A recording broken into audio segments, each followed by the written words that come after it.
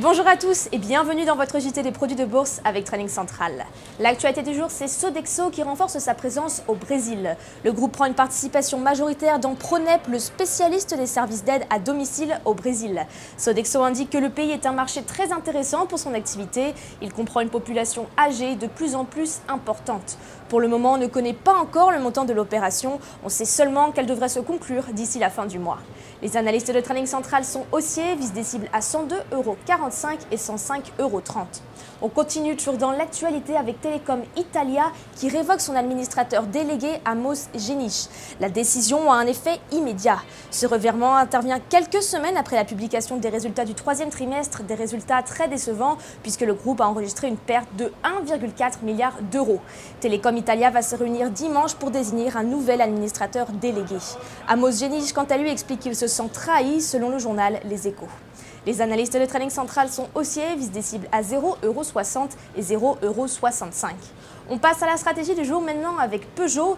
Graphiquement, le titre reste sous pression après avoir stoppé son rebond technique sur la zone de résistance des 21,50 €. Du côté des indicateurs techniques, le RSI, le Relative Strength Index, n'a pas réussi à dépasser sa zone de neutralité des 50%, tandis que les moyennes mobiles à 20 et 50 jours, elles, sont mal orientées. Pour ce qui est des prévisions, on attend donc une poursuite du repli, avec pour objectif les cibles situées à 20,03 € et 18,70 €.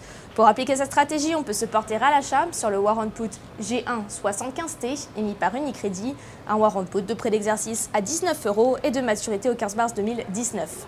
Et puis on termine avec un coup de projecteur sur le DAX 30. Graphiquement, l'indice allemand consolide ses gains après avoir dépassé une oblique baissière en place depuis le début du mois d'octobre. En ce qui concerne les indicateurs techniques, le RSI se retourne à la hausse. Il évolue aux environs de sa zone de neutralité des 50%.